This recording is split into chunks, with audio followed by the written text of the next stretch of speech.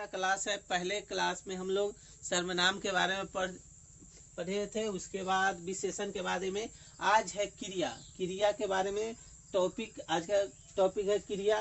और क्लास 3 में क्रिया क्या है, क्रिया किसे कहेंगे, क्रिया के कितने भेद है, इसके बारे में चर्चा करेंगे। तो सबसे पहले आइए जानते हैं क्रिया किसे कहते हैं। क्रिया किसी वाक्य में कार्य का करना या होना पाया जाए उसे क्रिया कहते हैं। किसी भी वाक्य में कार्य का होना या करना पाया जाए उसे क्रिया कहते हैं। क्रिया होता है किसी भी वाक्य में कार्य का होना या करना पाया जाए उसे हम क्रिया कहते हैं। जैसे देखिए, सीता खाना बना रही है, तो सीता इस वाक्य में मुख्य काम क्या कर रही है, तो सीता का काम है खाना बनाना। तो क्रिया होगा किसी वाक्य में कार्य का करना, कार्य का होना या करना पाया जाए उसे क्रिया कहते हैं। जैसे सीता खाना बना रही है, तो इस वाक्य में क्रिया खाना हो जाएगा। इस वाक्य की जो क्रिया है वो खाना हो जाएगा। इस वाक्य में क्रिया क्या है, तो खाना क्रिया है। इस वाक्य में क्रिया जो पाया गया है वो खाना है। दूसरा है सोनी कार्यालय जा रही है, तो इसमें मुख्यतः जाना जो है क्रिया पाया जाएगा। दूसरा जो शब्द है इसमें सोनी कार्यालय जा रही है, तो यही जा में अगर धातु का प्रयोग करके ना लगाएंगे तो जाना क्रिया हो जाएगा। अब जानिए धातु क्या है, तो क्रिया के मूल रूप को धातु कहते हैं। इसी धातु में ना लगाकर देखिए, धातु में ना प्रत्यय लगाकर, धातु में ना प्रत्यय लगाकर क्रिया बनाया, धातु में ना प्रत्यय लगाकर क्रिया बनाया जाता है।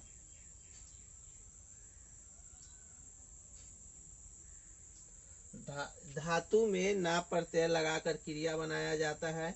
जैसे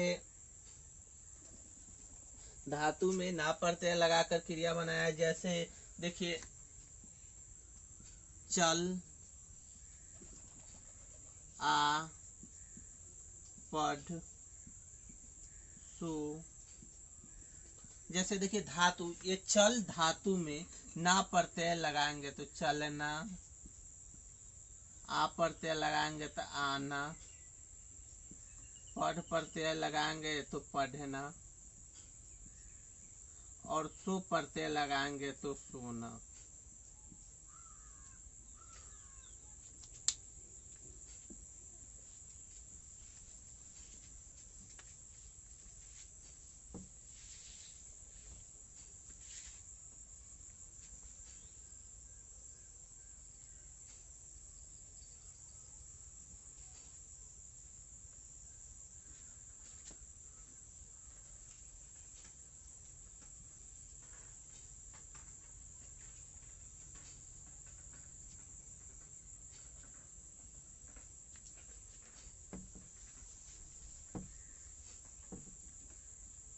देखिए, किसी भी धातु में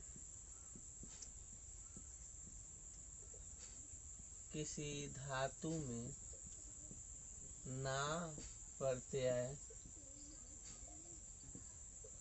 लगाकर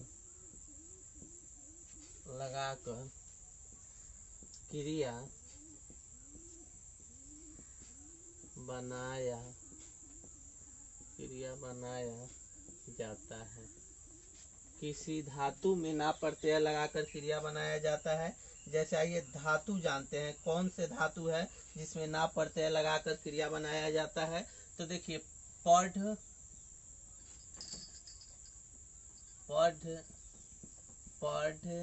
लिख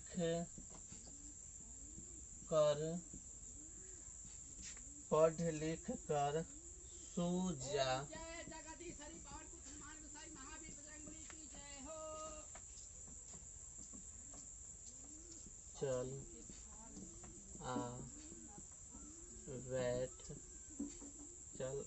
बैठ, हंस रो, हंस रो। देखिए धातु में, देखिए किसी धातु में ना प्रत्यय लगाते हैं अगर हम, तो वो क्रिया बन जाता है। जैसे पढ़, पढ़ धातु है, इसमें देखिए पढ़ प्लस ना प्रत्यय लगाएंगे तो ये हो जाएगा पढ़ना। तो पढ़ना क्या हो गया, क्रिया हो गया। दूसरा है लिख, और अगर लिख में ना प्रत्यय जोड़ते हैं तो ये हो जाएगा लिखना, लिखना। तीसरा है कर, कर प्रत्यय में ना लगाएंगे तो क्रिया बनता है करना। उसी तरह सो में, सो धातु में अगर ना प्रत्यय जोड़ते हैं तो ये हो जाएगा सोना। अगर जा में ना प्रत्यय लगाते हैं तो जाना, जाना। उसी तरह अब देखिए चल में, चल में ना प्रत्यय लगाते हैं तो आ जाएगा चलना। उसी तरह आ में ना प्रत्यय लगाएंगे तो शब्द नया बनेगा आना। अगर बैठ में ना प्रत्यय लगाते हैं तो बैठना शब्द बन जाएगा। और हंस में ना प्रत्यय लगाएंगे तो हंसना।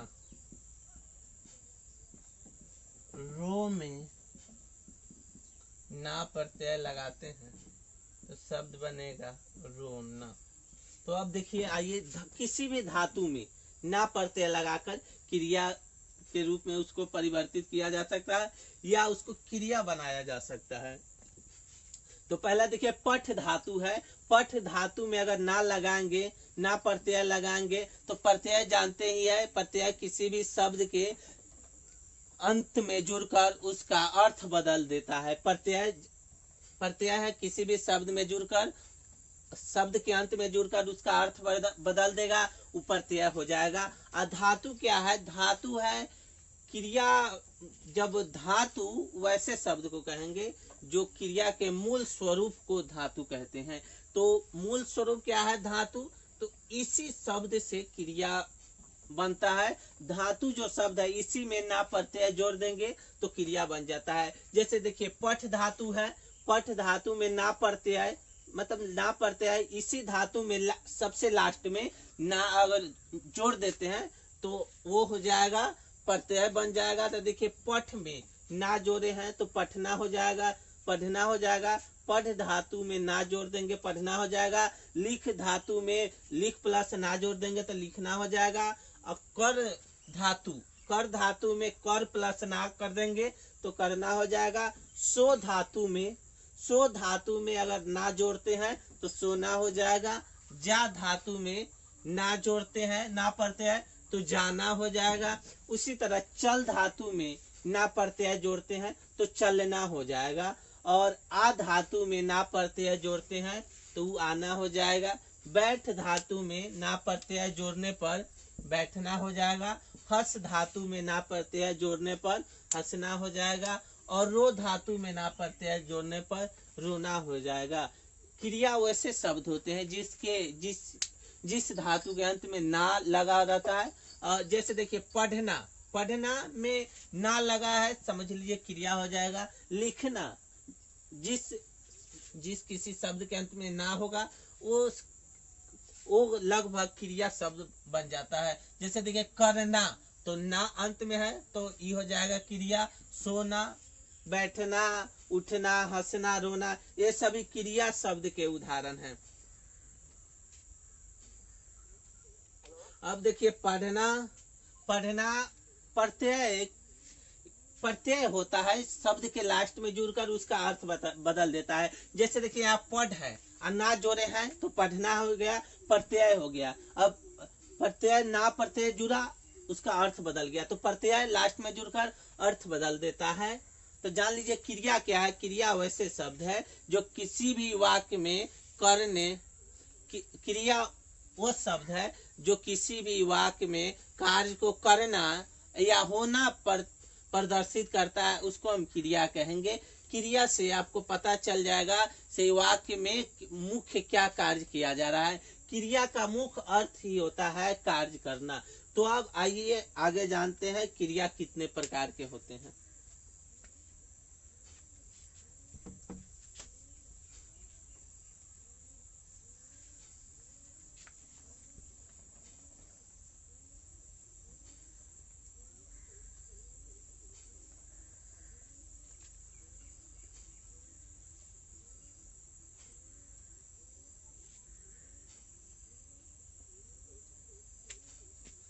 देखिए, कर्म के आधार पर, कर्म के आधार पर, कर्म के आधार पर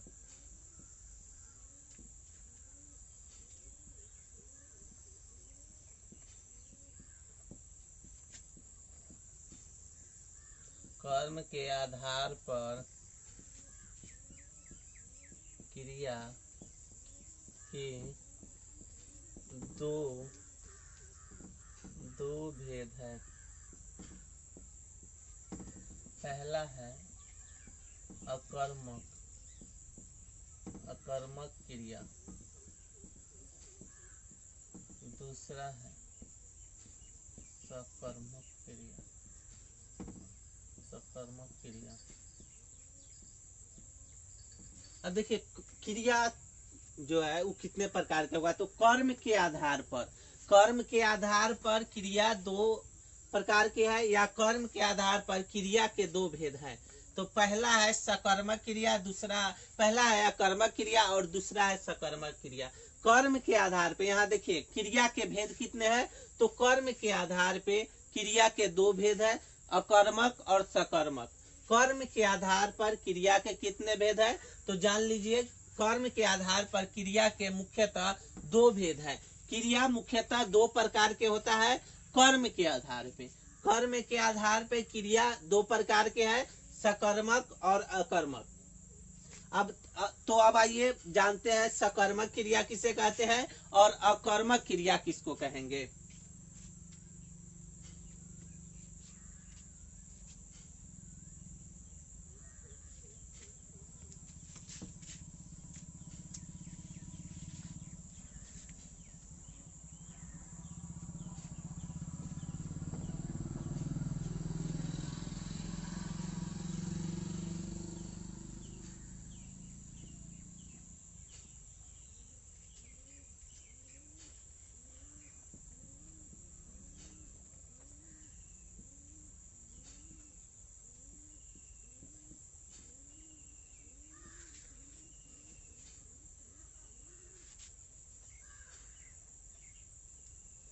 जब क्रिया को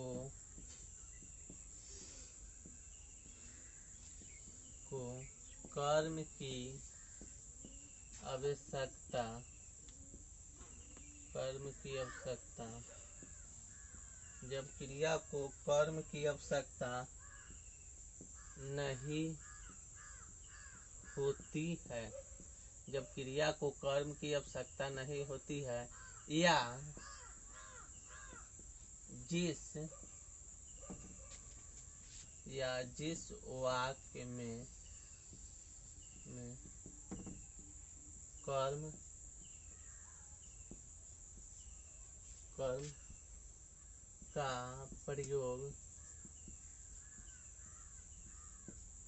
का प्रयोग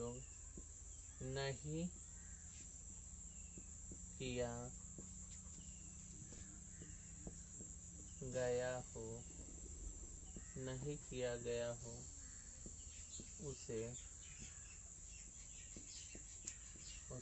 क्रिया कहते हैं। जैसे देखिए, अकर्मक क्रिया में जैसे आकाश हंसता है, जैसे देखिए आकाश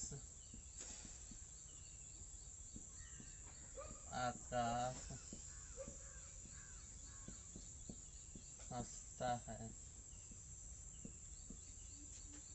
आकाश हंसता है, उसके बाद अम्बा पढ़ती है,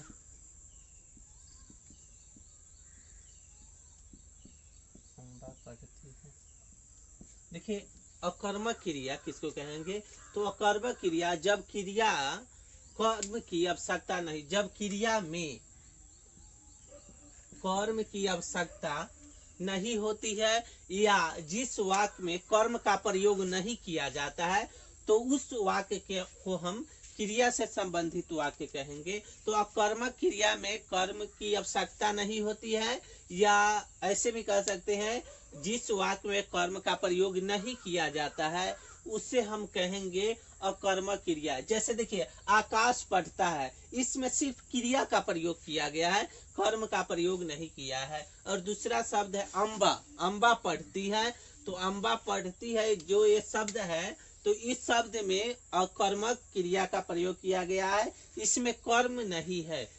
जिस किसी वाक्य में जब कर्म नहीं होगा तो उसको हम अकर्मक क्रिया कहेंगे। इसमें अकर्मक क्रिया में कर्म का प्रयोग, इसमें कर्म का प्रयोग नहीं किया गया है, संज्ञा प्लस क्रिया है, मतलब कर्ता प्लस क्रिया का प्रयोग किया गया है, कर्म का प्रयोग इसमें नहीं है। तो जब किसी वाक्य में कर्म का प्रयोग नहीं किया गया हो या कर्म की आवश्यकता नहीं हो तो उस वाक्य को हम अकर्मक क्रिया कहते हैं। अकर्मक क्रिया में कर्म नहीं होता है, इसमें जान लीजिए अकर्मक क्रिया में कर्म का प्रयोग नहीं किया गया है। जिस भी क्रिया में कर्म का प्रयोग नहीं किया जाएगा उसको समझ जाइएगा वो अकर्मक क्रिया है। जैसे में देखिए आकाश हंसता है तो इसमें कर्ता और क्रिया है, कर्म नहीं है। तो जिस किसी भी वाक्य में कर्म नहीं होगा तो उस वाक्य को हम कहेंगे अकर्मक क्रिया। अकर्मक क्रिया में कर्म नहीं होता है, जब किसी भी वाक्य में कर्म का प्रयोग नहीं किया जाता है तो वह अकर्मक क्रिया कहलाता है। अब आइए जानते हैं दूसरी क्रिया है सकर्मक क्रिया। अब सकर्मक क्रिया के बारे में हम जानते हैं।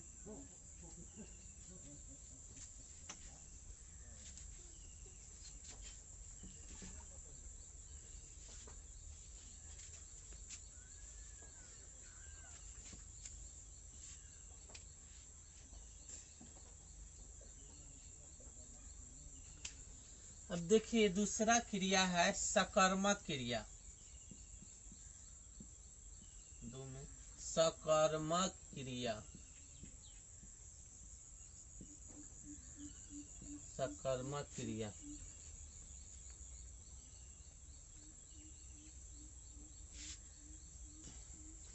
जिस वाक्य में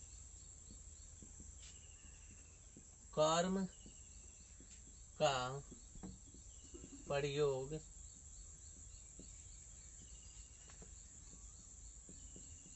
किया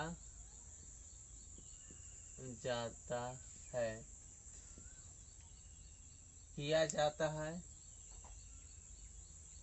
उसे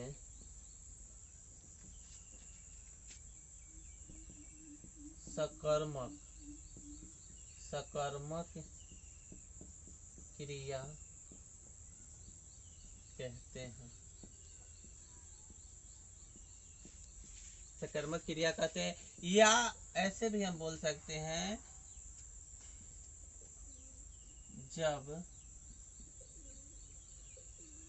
जब किसी वाक्य में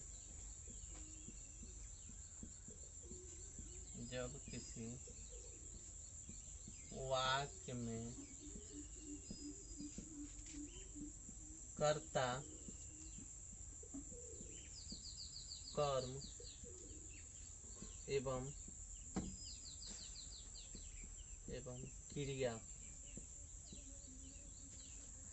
क्रिया तीनों हो उसे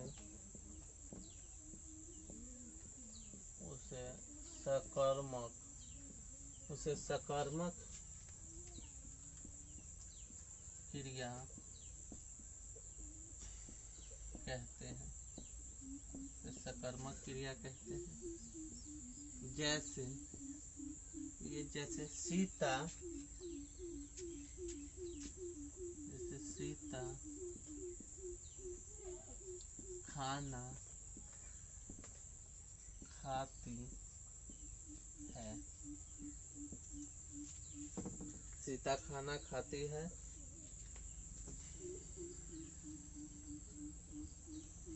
राम गीत गाता है। तो अब जानिए दूसरी क्रिया है सकर्मक क्रिया। सकर्मक क्रिया किसे कहेंगे? तो जिस वाक्य में कर्म का प्रयोग किया जाता है उसे सकर्मक क्रिया कहते हैं। देखिए सकर्मक और अकर्मक में फर्क क्या है? तो अकर्मक में कर्म का प्रयोग नहीं किया जाता है और वही सकर्मक में कर्म का प्रयोग किया जाता है। तो आप इस तरह भी बोल सकते हैं से जिस वाक्य में कर्म का प्रयोग नहीं किया जाता है उसे हम अकर्मक क्रिया कहते हैं और जिस वाक्य में कर्म का प्रयोग किया जाता है उसे सकर्मक क्रिया कहते हैं। तो सकर्मक क्रिया में क्या होता है? कर्ता कर्म और क्रिया तीनों होता है। अकर्मक में कर्ता क्रिया होता है, कर्म नहीं होता है। तो जानिए सकर्मक क्रिया किसे कहते हैं? तो सकर्मक क्रिया जब किसी वाक्य में कर्ता कर्म क्रिया तीनों हो उसे हम सकर्मक क्रिया कहते हैं। वही अकर्मक क्रिया में कर्ता होगा, क्रिया होगा, कर्म नहीं होता है।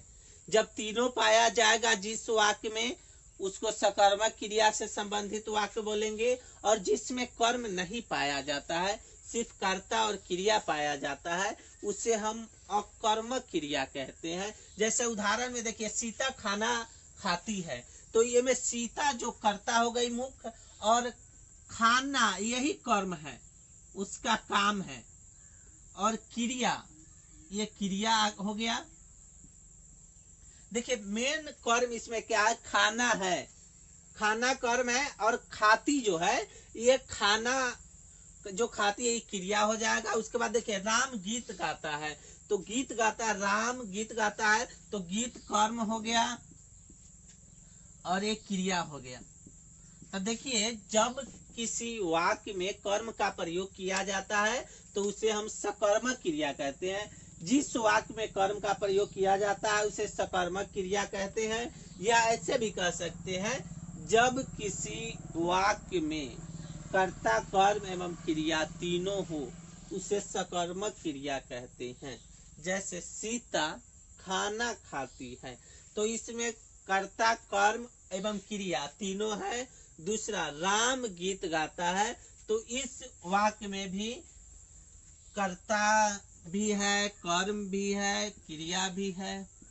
तो जिस वाक्य में कर्ता कर्म क्रिया तीनों होगा उस वाक्य को सकर्मक क्रिया से संबंधित वाक्य बोलेंगे। और अकर्मक क्रिया में क्या नहीं होता है? तो अकर्मक क्रिया में कर्म नहीं होगा। जान लीजिए अकर्मक क्रिया में कर्ता भी होगा, क्रिया भी होगा, लेकिन कर्म नहीं होता है। तो कर्म के आधार पे ही क्रिया को दो भागों में बांटा गया है। पहला है सकर्मक क्रिया। तो सकर्मक क्रिया में जान लीजिए सकर्मक क्रिया में कर्म का प्रयोग नहीं किया जाता है, उसमें सिर्फ कर्ता और क्रिया का प्रयोग होता है। तो ठीक सकर्मक में कर्म का प्रयोग किया जाता है, इसमें कर्ता क्रिया कर्म तीनों होता है। तो जैसे देखिए उदाहरण के माध्यम से समझिए सीता खाना खाती है, तो इसमें सीता क्या है? तो सीता करता है, मुख्य व्यक्ति है जो कार्य कर रही है। खाना कर्म हो गया, खाना कर्म हो गया तो क्या कर रही है? तो खाना खा रही है, तो खाना हो गया कर्म और खाती है क्रिया हो जाएगा, उसके द्वारा किया गया काम। और देखिए राम गीत गाता है, तो राम क्या होगा? राम हो जाएगा कर्ता, गीत हो जाएगा कर्म और गाता हो जाएगा क्रिया। तो राम गीत गाता है, इसमें कर्ता हो जाएगा राम, कर्म हो जाएगा गीत और क्रिया हो जाएगा मुख्य क्रिया गाता हो जाएगा। तो जिस किसी भी वाक्य में या जिस किसी भी धातु में ना प्रत्यय लगाकर मतलब अंत में ना का प्रयोग करके उसको हम क्रिया बना सकते हैं। तो आज का जो टॉपिक है क्रिया यही समाप्त हुआ और इसी पे कुछ उदाहरण भी आप लोगों को देंगे अगले क्लास में।